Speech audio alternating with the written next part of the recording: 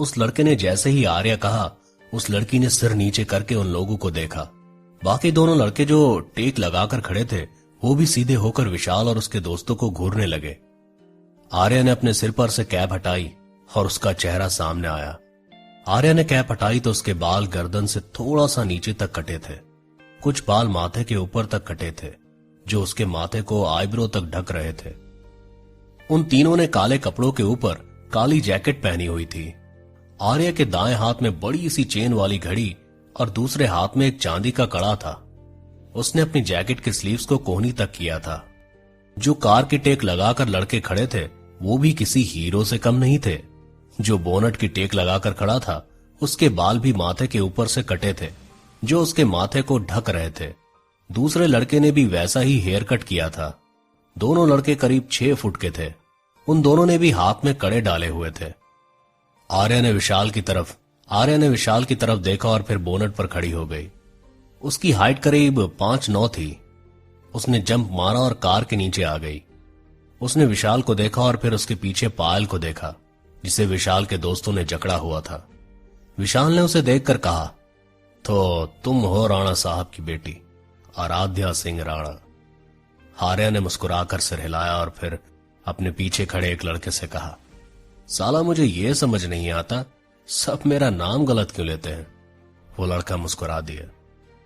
फिर आर्या विशाल की तरफ घूमी और उसने कहा, आराध्या नहीं आराध्य, बिना बात के मात्रा ऐड क्यों करते हैं ये लोग। विशाल के एक दोस्त ने कहा, फर्क क्या है। आर्या के पीछे खड़े कार के टेक लगाए खड़े दूसरे लड़के ने कहा, बहुत फर्क है बे। आराध्या का मतलब पूजा करना और आराध्य का मतलब जिसको पूजा जाए। विशाल ने नकली हंसी हंसते हुए कहा, अच्छा तो इसको पूजने के लिए यहां लाए हो तुम। नाम तो बिल्कुल नहीं मिलता तुम्हारी पर्सनैलिटी से। आर्या ने कहा, नाम तो तुम्हारा भी विशाल है। मैंने कुछ कहा। विशाल कुछ कहता उससे पहले ही आर्या ने कहा, सुनो यार, मेरे पास नाम खेलने का वक्त नहीं है। तुम्हारा बाप चाहता है कि मैं तुमसे मिलूं ताकि हमारे रिश्ते गहरे हो सकें, तो मैं यहां पर रिश्ता गहरा करने आई हूं। विशाल ने उसे ऊपर से नीचे तक घूरा और फिर कहा, मेरे पापा ने यह भी कहा था कि अकेले मिलना, पर तुम तो। इतना कहकर विशाल ने आर्या के पीछे खड़े दोनों लड़कों को देखा और फिर कहा, अपने चमचों को लेकर आई हो। आर्या ने पीछे देखा और फिर विशाल की तरफ देखते हुए उसने कहा, पहली बात तो ये चमचे नहीं है, दूसरी बात इनका नाम जान लो। ये बोनट वाला वरिष्ठ और पीछे वाला वशिष्ठ। ये भाई कम दोस्त है मेरे, पर इनका कुछ नहीं है। ये तुम्हारे दोस्तों से बात कर लेंगे और मैं तुमसे। विशाल ने पायल की तरफ देखा और फिर कहा, मैं बिजी हूं, बाद में आना। आर्या ने कहा, तुमसे ज्यादा मैं बिजी हूं और तुम्हारा इस लड़की के साथ जो भी मैटर है उसे बाद में सुलझा लेना। इस बिल्डिंग में एक रेस्टोरेंट है, हम वहां बात कर सकते हैं, फिर तुम जो मर्जी करो। विशाल ने अपने दोस्त की तरफ देखा और फिर उसने कहा, कार मंगवाओ दूसरी, मैं भी आता हूं। आर्या ने वरिष्ठ और वशिष्ठ की तरफ देखा, तुम लोग इसके दोस्तों से बात करो, मैं भी आती हूं। वरिष्ठ ने घड़ी देखी और फिर कहा, 10 मिनट बहुत है ना। आर्या ने कहा, बहुत है, मैं आ जाऊंगी। इतना कहकर वो विशाल को लेकर पार्किंग से निकल गई। उन दोनों के जाते ही वरिष्ठ और वशिष्ठ ने विशाल के दोस्तों को घूरा। विशाल और आर्या रेस्टोरेंट में बैठे थे। रेस्टोरेंट बिल्कुल खाली था। विशाल ने कहा, वाह, आई टोटली लाइक इट। तुमने मुझसे मिलने के लिए सारा रेस्टोरेंट बुक करवा दिया, अमेजिंग। आर्या ने कहा, मुझे बिल्कुल पसंद नहीं कि जब मैं कुछ जरूरी काम कर रही हूं तो कोई मुझे टोके। विशाल ने कहा, मैंने तो सुना था कि तुम निहायती बदतमीज और गुस्से वाली लड़की हो, पर तुम तो बहुत अलग हो, अपने बाप से बहुत अलग हो। आर्या ने एक फोक उठाया और उसे अपनी उंगली से छूते हुए कहने लगी, तुम भी अपने बाप से बहुत अलग हो, काफी हिम्मत है तुम में। विशाल ने एक हाथ से आर्या का हाथ पकड़ लिया और उसने कहा, तो मतलब तुम्हें मैं पसंद आया। तभी एक वेटर वहां आकर खड़ा हो गया। उसे देखकर विशाल ने चिढ़कर कहा, अबे तुझे दिखता नहीं है कि यहां पर हम बातें कर रहे हैं। आर्या ने वेटर से कहा, जो कहा था वो तैयार है। वेटर ने हाँ में सिर हिला दिया। विशाल ने आर्या से कहा, कोई सरप्राइज है क्या। आर्या ने कहा, तुम्हारे काम की चीज है। विशाल ने वेटर से कहा, ऐसा क्या तैयार किया तूने। वेटर ने पहले आर्या को देखा और फिर विशाल की तरफ देखकर उसने कहा, एम्बुलेंस। विशाल ने हैरानी से आर्या की तरफ देखा और इससे पहले कि वो कुछ कहता जो हाथ उसने आर्या का पकड़ रखा था उसी हाथ से आर्या ने विशाल का हाथ बुरी तरह से मरोड़ दिया। विशाल चीख उठा और उसके चीखते ही आर्या ने दूसरे हाथ से फोक विशाल के दूसरे हाथ में मार दिया। विशाल चीख उठा और अपने पैर पटकने लगा।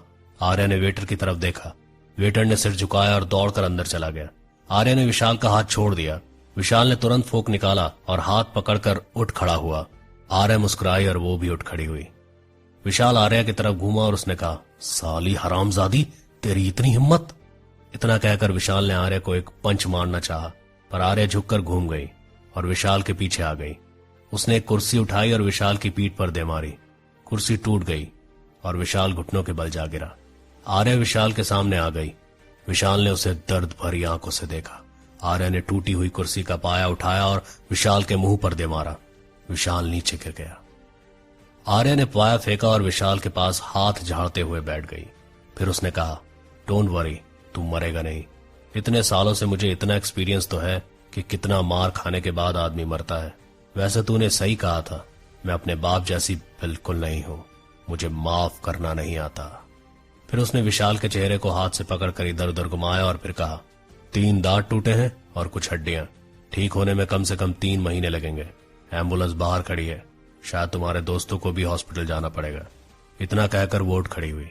वो जाने लगी थी कि तभी पलटी और उसने कहा, और हां सुन वे चूजे, अगर दोबारा तूने पायल को या किसी भी लड़की को तंग करने की कोशिश भी की तो वो हाल करूंगी कि दोबारा उठने लायक नहीं बचेगा। इतना कहकर वो बाहर निकलने लगी। एक तरफ रेस्टोरेंट में काम करने वाले लोग खड़े थे। आर्या ने उनकी तरफ देखा और फिर कहा, स्कोर कितना हुआ? एक वेटर ने उंगलियों पर गिना और फिर कहा, इसको मिलाकर 26। आर्या मुस्कुराई और उन सबको हल्का सा सल्यूट करके चली गई। उसके जाते ही सबसे ओल्ड वेटर्स ने कहा, यह लड़की जब भी आती है तूफान लेकर आती है। फिर उसने फर्श पर पड़े विशाल को देखकर कहा, अरे कोई उठाओ इसको, डालो एम्बुलेंस में। इतना सुनते ही 3 वेटर विशाल की तरफ चले गए। आर्या पार्किंग में वापस आई तो वरिष्ठ और वशिष्ठ खड़े थे और विशाल के दोस्त जमीन पर गिरे पड़े थे। आर्या ने उनको देखकर कहा, लगता है बात बहुत गहरी हुई। वशिष्ठ ने घड़ी देखी और फिर कहा, not bad, 9 minute 30 second, improve कर रही है तू। वरिष्ठ ने उन दोनों को घूरा और फिर कहा, सालो तुम दोनों के चक्कर में मैं मरूंगा। बाबा साहेब अब हम तीनों को पता नहीं क्या सजा देंगे। आर्या ने मुस्कुराकर कहा, तू हमारा रूल भूल गया, शाबाशी हो या सजा तीनों मिल बांट कर खाएंगे। फिर उसने पायल की तरफ देखा और फिर कहा, तुम ठीक हो? पायल ने सिर हिलाया और कहा, इसलिए आपने मुझे यहां आने के लिए कहा था? आर्या ने कहा, हाँ, वो लोग तुम पर नजर बनाए हुए थे। खैर तुम घर जाओ और कल हमारे ऑफिस आ जाना। बाहर निकलो, वहां एक गाड़ी खड़ी होगी नीले रंग की, वो तुम्हें सेफली घर छोड़ देगी। पायल ने थैंक यू कहा और चली गई। उसके जाते ही वरिष्ठ ने कहा, अब हम भी चलें? बाबा साहिब से पहले घर पहुंचना होगा। आर्या ने कहा, जो लास्ट में घर पहुंचेगा इस सब के किए कराए का जिम्मा उसका, सजा भी उसकी। रूल है नो 5th गियर। उन तीनों ने एक दूसरे की तरफ देखा, फिर तीनों पार्किंग के दूसरी तरफ भागे। तीनों ने अपनी अपनी बाइक निकाली और उसे तेज स्पीड में पार्किंग के बाहर ले गए। हाईवे पर तीनों की बाइक हवा से बातें कर रही थी। तीनों एक दूसरे से आगे निकलने की होड़ में थे। तभी आर्या को आगे सिग्नल पर 10 सेकंड का टाइम दिखा। उसने वरिष्ठ और वशिष्ठ की तरफ देखा। उसने गियर बदला और 5वें गियर में बदल दिया। फिर क्लच को दबाया और एक्सीलेटर को पूरी तरह से घुमा दिया। उसने एकदम से क्लच छोड़ा और बाइक को पूरी स्पीड में आगे ले गई। ये देखकर बाकी दोनों ने भी 5वें गियर में चेंज कर लिया। आर्या ने बाइक को 1 सेकंड बचते ही क्रॉस से निकाल लिया। बाकी दोनों ट्रैफिक में फंस गए। आर्या शहर से निकलकर जंगल वाले रास्ते पर हो गई। दोनों बहुत पीछे रह गए थे। उसने स्पीड कम कर ली और हेलमेट का शीशा ऊपर उठा दिया। आर्या को यह रास्ता बहुत पसंद था। दोनों तरफ से घने जंगल से घिरा हुआ। इसी जंगल के बीच में राणा साहब का घर था। घर क्या पूरा महल था, सफेद पत्थरों से बना हुआ। उसके चारों तरफ घना जंगल था और घर के बाहर घास का एक बहुत बड़ा गार्डन। घर के बाहर गैराज में 3-4 कारें और करीब 6 बाइक्स लगी थी। घर के बाहर काले कपड़े पहने हुए गार्ड 24 घंटे मौजूद रहते थे। आर्या ने अपनी बाइक घर के सामने लगाई और फिर बाइक से उतरकर उसने हेलमेट बाइक पर रख दिया। फिर बाइक की टेक लगाकर उन दोनों का इंतजार करने लगी। थोड़ी देर बाद उन दोनों की बाइक की आवाज गूंजने लगी। वरिष्ठ और वशिष्ठ तेजी से घर की तरफ आ रहे थे। दोनों की बाइक एक ही बराबर थी। तभी वशिष्ठ ने एक कट मारा और वरिष्ठ को एकदम से ब्रेक लगानी पड़ी। वशिष्ठ आगे निकल गया। वरिष्ठ पहुंचा और तेजी से हेलमेट निकालकर बाइक से उतर गया। फिर उसने कहा, सालों मैं नहीं मानता इस रेस को। कहा था ना 5th गियर नहीं। फिर भी आर्या ने 5th गियर यूज किया, ये चीटिंग है। आर्या ने कहा, वरिष्ठ मेरी जान, याद कर मैंने कहा था कि रूल है नो 5th गियर, पर मैंने ये तो नहीं कहा था कि नो चीटिंग। वशिष्ठ ने वरिष्ठ की तरफ देखा और फिर कहा, पॉइंट है? वरिष्ठ ने चिढ़कर कहा, हाँ साले, तू तो इसी की साइड लेगा। तू थोड़ी लास्ट आया है और तू क्या पॉइंट गिनवा रहा है? तूने भी तो चीटिंग की है ना। आर्य ने कहा, वरिष्ठ हमें रेस करते हुए इतने साल हो चुके हैं, हम साइकिल से बाइक्स तक पहुंच गए, अब तक तो तुझे आदत पड़ जानी चाहिए थी ना। वरिष्ठ ने मुंह बना लिया और वशिष्ठ ने कहा, अबे चल ना अंदर चल, अबे चल ना अंदर चल। बाबा साहिब आए और उन्होंने हमें यहां ऐसे देख लिया तो उन्हें पक्का पता चल जाएगा कि हम रेस लगा कर आए हैं। तीनों ने अपनी बाइक्स को पार्किंग में लगाया और अंदर जाने लगे। आर्या तभी एक कदम पीछे आई और उसने दरवाजे पर खड़े गार्ड से कहा, तुम लोगों ने कुछ देखा, कुछ सुना? दोनों गार्ड्स ने एक दूसरे की तरफ देखा और फिर ना में सर हिला दिया। आर्या ने कहा, गुड, फिर अंदर चली गई। अंदर घुसते ही तीनों को एक बहुत अच्छी खुशबू आई। वरिष्ठ ने कहा, वाह कितनी अच्छी खुशबू है खाने की। आर्या ने कहा, खीर बन रही है। वशिष्ठ ने कहा, बिल्कुल वैसी है जैसे। वो कहते हुए रुक गया और बाकी दोनों की तरफ देखा। तीनों किचन की तरफ भागे। अंदर एक करीब 29 साल का लड़का खीर बना रहा था। उसने काले रंग की फॉर्मल पैंट के साथ सफेद रंग की शर्ट डाली थी जो उसने पैंट के बीच डाली हुई थी। उसने काले रंग की बेल्ट लगाई हुई थी। उसने उसके सफेद शर्ट के स्लीव कोहनी तक फोल्ड किए हुए थे। करीब 6 फुट का लड़का और गोरा रंग, गठीला शरीर। उसको देखते ही तीनों चीखे, अनिकेत दादा। अनिकेत उनकी तरफ घूमा और वो तीनों उससे लिपट गए। अनिकेत एक कदम पीछे हट गया, फिर मुस्कुराकर कहने लगा, अच्छा ठीक है, पीछे हटो अभी, वरना मैं गिर जाऊंगा। उन तीनों ने उसे छोड़ दिया। वरिष्ठ ने कहा, आप तो अगले हफ्ते आने वाले थे, फिर इतनी जल्दी वापस? अनिकेत ने कहा, हाँ मीटिंग और काम जल्दी खत्म हो गया तो जल्दी वापस।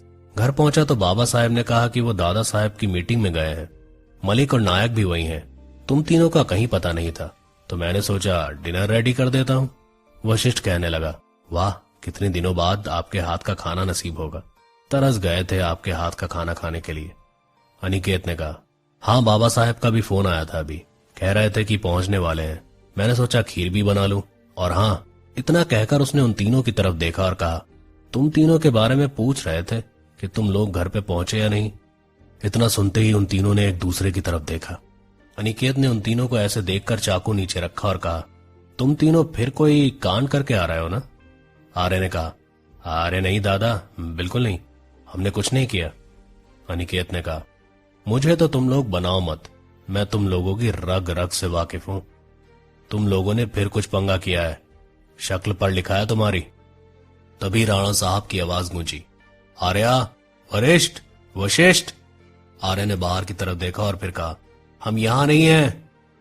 इतना कहकर वो तीनों स्लैब की दूसरी तरफ छिप गए। अनिकेत ने उन तीनों को मुस्कुरा कर देखा और फिर कहा, जी बाबा साहेब, यहां हैं तीनों, किचन में। तीनों उसे घूरते हुए उठ खड़े हुए। अनिकेत ने हंसते हुए कहा, चलो जो किया है उसकी सजा भुगतो। वो चारों बाहर आए। बाहर आकर उन्होंने देखा कि राणा साहब सोफे पर बैठे हैं और नायक और मलिक उनकी बगल में खड़े हैं। अनिकेत ने राणा साहब के पैर छुए और फिर मलिक और नायक के पैर छूकर पास वाले सोफे पर बैठ गया। राणा साहब ने उससे कहा, मुझे एडिलन का फोन आया था, काफी तारीफ कर रहा था तुम्हारी। बहुत अच्छे मेरे बच्चे, इसी तरह तरक्की करते रहो।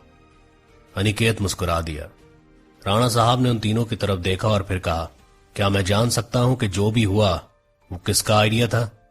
इतना सुनते ही उन तीनों ने एक दूसरे की तरफ देखा और फिर आर्या कहने लगी, क्या हुआ वरिष्ठ, तुझे पता है कुछ? वशिष्ठ, तुझे? उन दोनों ने नाम से हिला दिया।